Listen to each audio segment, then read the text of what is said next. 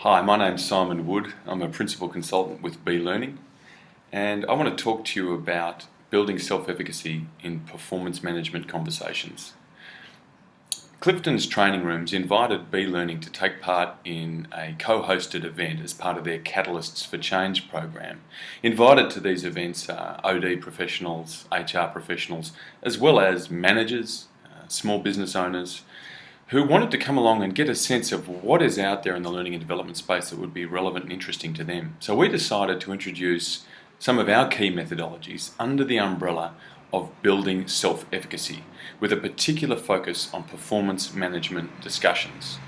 So why that particular focus? Well, 9 out of 10 clients that come to us recognize that building the skill set within their leaders, within their managers, within their people to conduct efficient, respectful, and therefore effective performance discussions is something that they deeply need.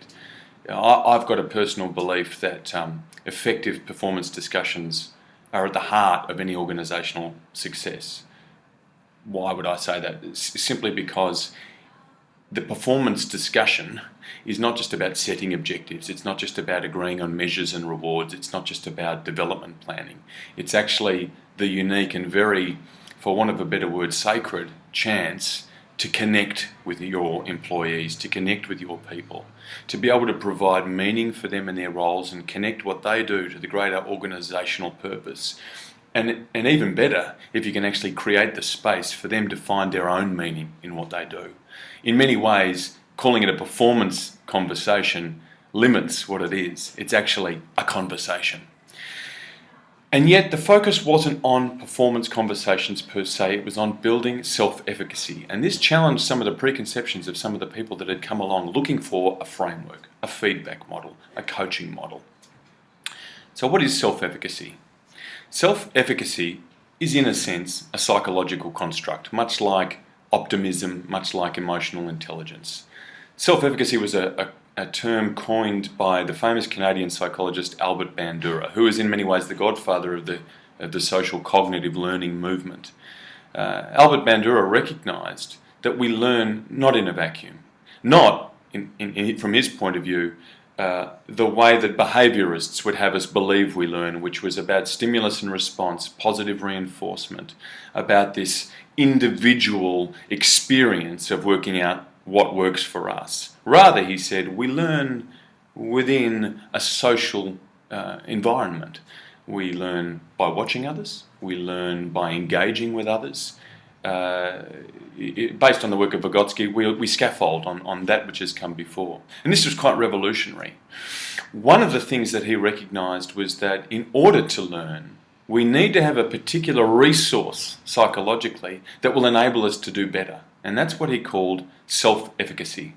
So another way of looking at this is you could say confidence, but it's more than just confidence. Self-efficacy is a belief that yes, you can be confident to do what it is that you're doing, but that you have personal agency and control. That is, you can control how you do it, where you do it, why you do it.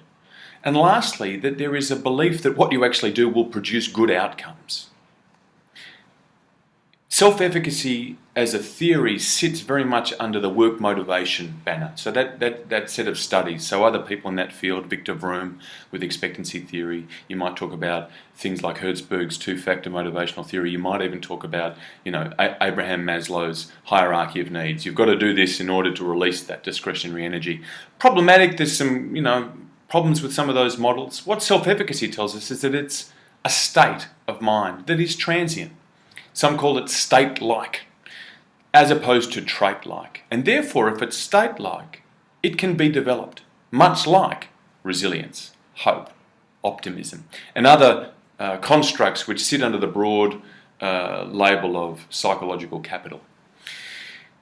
One of B Learning's partners, Dr. Richard Carter, conducted a study whereby he analysed theatrical interventions designed to build skill and what the effect was on self-efficacy and therefore results. And what he found with his PhD study was that building self-efficacy in your people resulted in a 28% increase in effectiveness. That's quite significant.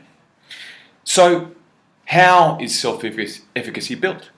What Bandura recognises is that there are at least 4 different sources of self-efficacy. Vicarious learning, which is modelling. So we watch and we learn. We learn by interactive feedback and coaching from our social group. We learn by the environment, if it's arousing, if it's stimulating to us. Just that biological arousal will enable us to learn, and also the opportunity to practice.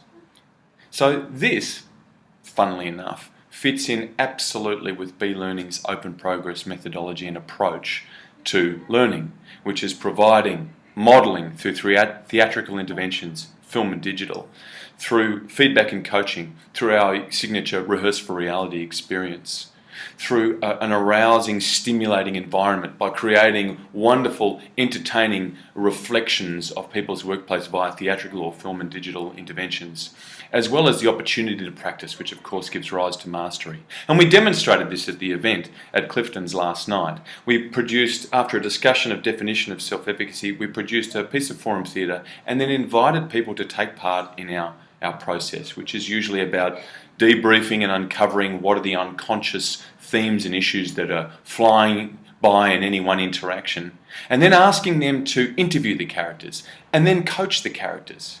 At every stage along the way, we were asking the audience, what do you think the learner is going through at this particular stage? And from that stemmed an enormous discussion around people owning the learning that they are taking, people getting a chance to learn from the wisdom of the audience, people getting a chance to see themselves reflected in the theatre and have the opportunity to practice skills, language, framing, sentences, ways you would approach things, behaviours themselves to develop that mastery. And this stimulated a fantastic conversation about how traditional training methods just do not seem to build that quotient of self-efficacy and therefore eventual effectiveness. So there were a few red wines, a few beers that flowed throughout the evening, and not from myself, of course, but certainly from some of our clients who had given up a Tuesday night to be with us. It was a very open, very authentic affair whereby learning and development professionals, HR managers, small business owners really got a chance to express the difficulties they face in building self-efficacy in their people, and therefore the self-efficacy to conduct performance conversations. We also got a little bit tricky. We talked about how building self-efficacy in managers to conduct performance conversations was one thing. But what about if we are building self-efficacy in managers to conduct performance conversations that build self-efficacy in their people? So I know I'm beginning to sound like I could be taking crazy pills as I'm talking to you here. But the whole idea is that if we are focusing on releasing discretionary energy, if we are focusing on building the will and the confidence in our people, that should be taking part in our performance conversations. And so these interventions that we introduced, such as theatrical modelling, such as feedback and coaching, this should be part of anyone's performance management strategy. Often we hear the word performance management, we think it's about helping underperformers. I'm going to suggest that performance management is about helping people contribute to the best of their ability. So at the outcome of the night, we had lots of questions, we had lots of people enthusiastic asking how this would fit into this program, that program, and of course we enabled that conversation to take place without offering a solution there and now. But what I can say is that introducing the notion of self-efficacy was new to many people, stimulating, and certainly I think they left with a greater sense of how they themselves might go about approaching building that capability within their people. Thanks a lot.